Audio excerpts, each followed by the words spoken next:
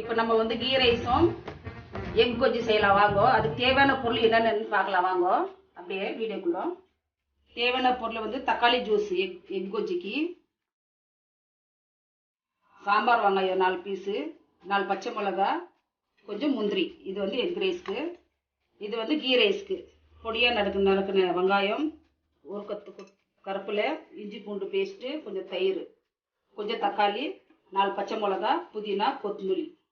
Bullet அரிசி 2 class bullet அரிசி 1/2 kilo எடுத்து வச்சிருக்கேன். நம்மளுக்கு 2 பட்டை, 2 லவங்கம், 2 ஏலக்காய் போட்டு நம்ம இப்போ எப்படி செய்யுதுன்னு பார்க்கலாம் வாங்க. தேவையான நெய், எண்ணெய்.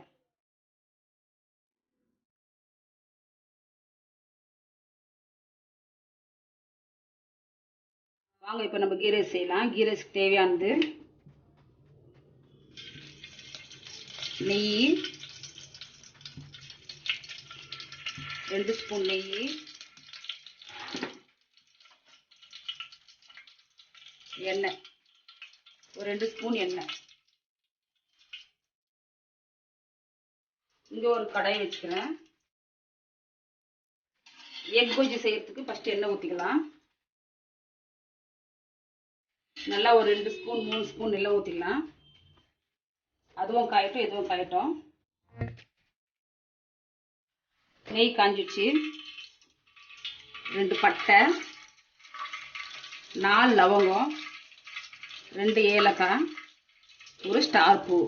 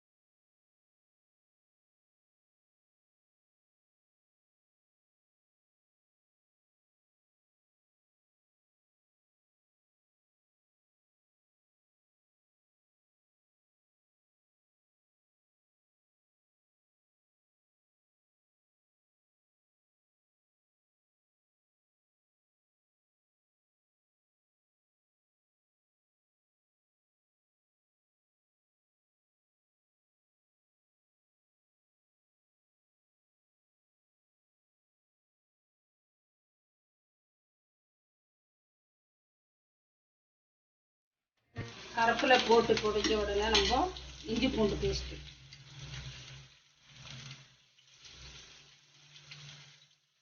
இஞ்சி பூண்டு பேஸ்ட்டு,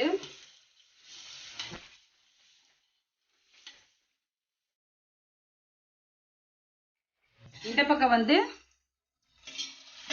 கீ ரைஸ்க்கு நல்லா வதங்கி இருக்குது. இப்போ கீ ரைஸ்க்கு தேவையான இஞ்சி பூண்டு பேஸ்ட்டு நல்லா 1 ஸ்பூன்,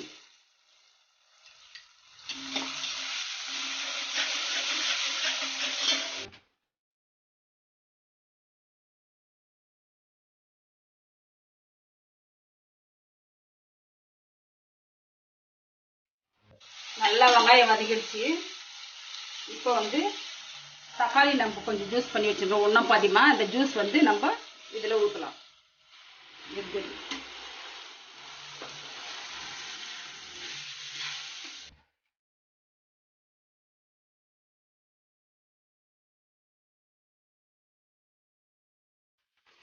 நல்லா வதக்கிடுச்சு. இந்த ஸ்டேஜில் நான் இந்த கிளாஸில் வந்து அரிசி எடுத்துக்க 2 கிளாஸ். இப்போ இந்த கிளாஸ் கணக்கில் நம்ம 3 கிளாஸ் தண்ணி ஊற்றலாம்.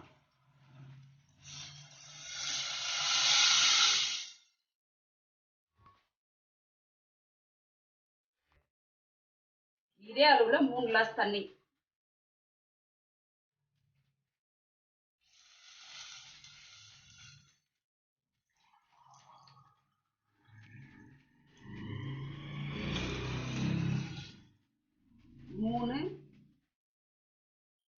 நம்மளுக்கு கொஞ்சம் உதிரா வேணும், அதனால 3 கிளாஸ் ஊற்றிக்கோங்க. 2 கிளாஸ் அரிசிக்கு. இந்த ஸ்டேஜில் நம்ம தயிர்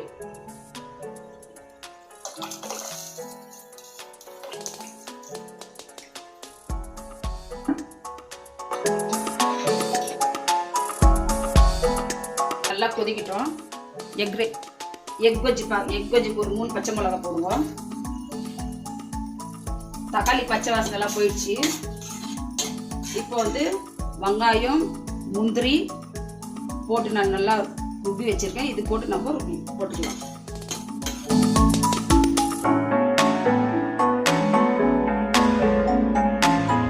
இப்போ வந்து நம்ம இது எக் கொஜ்ஜுக்கு மஞ்சள் பொடி 1 ஸ்பூன், மிளகாத்தூள் 1 ஸ்பூன், 1.5 ஸ்பூன், காரத்துக்கு நம்ம வெறும் மிளகாத்தூள்,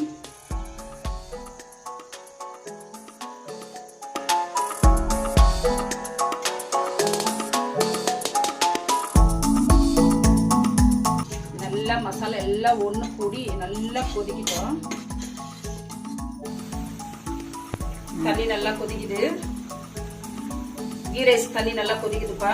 இப்போ கொஞ்சம் நம்ம அதுக்கு தேவையான கொஞ்சம் உப்பு போட்டுக்கலாம். இந்த பக்கம் எக் கொஜ்ஜு நல்லா கொதிச்சு விட்டு கொஞ்சம் உப்பு போட்டுக்கலாம். நான் ஃபர்ஸ்ட்ல உப்பு போடல, இப்போ போடலாம். உப்பு பார்த்து போடுங்க, எவ்வளோ வேணுமோ நம்ம தேவைக்கிறது உப்பு. ரெண்டுமே கொதிக்கிட்டு நல்லா, இது கொதிக்கிட்டு நல்லா பச்சை வாசனை கொதி. இப்போ அரிசி போட்டுக்கலாம். நம்ம தண்ணி கொதிச்சு வச்சு கை வச்சிருக்கிற 2 கிளாஸ் 1/2 கிலோ அரிசி, புல்லோட் அரிசி இப்போ போட்டுக்கலாம்.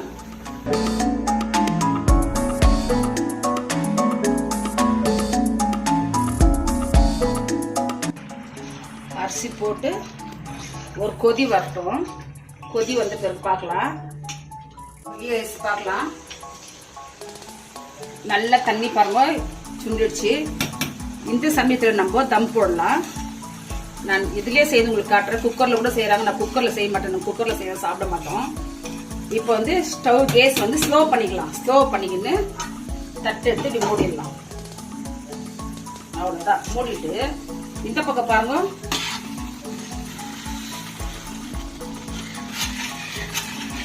எக் கொஜ்ஜி ரெடி ஆயிடுச்சு. இப்போ வந்து நம்ம முட்டை போட்டுக்கலாம். முட்டை வந்து இந்த மாதிரி வெட்டுங்க 4.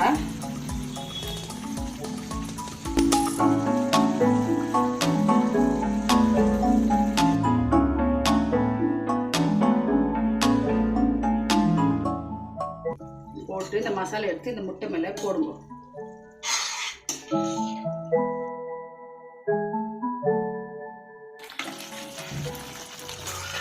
நல்லா பாருங்க, இந்த மசாலா எடுத்து இந்த முட்டை மேல போடுங்க. நல்லா கிரேவி பொரிச்சு நல்லா இந்த மாதிரி எண்ணெய் பதத்துக்கு வரணும்.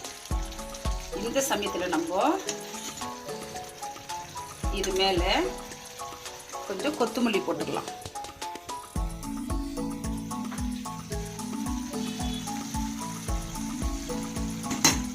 கலர் இந்த மாதிரி வரணும். கலர் இந்த மாதிரி ஒரு கொதி கொதிச்ச உடனே நம்ம ஸ்டவ் ஸ்லோ பண்ணணும். ஸ்லோ பண்ணி ஒரு 5 நிமிஷம் விட்டு ஆஃப் பண்ணணும். நல்லா சுட சுட எக் கிரேவி நல்லா இருக்கும். கீ ரைஸ்க்கு நல்லா சூப்பராக காமிக்கும். சுட சுட கீ ரைஸ் முட்டை கொஞ்சம் செய்திருக்கிறேன். இதே மாதிரி நீங்களும் செய்து சாப்பிட்டு பார்த்துட்டு சொல்லுவோம். இதோட இந்த வீடியோ முடியுது. நெக்ஸ்ட் வீடியோவில் பார்க்கலாம். பாய்.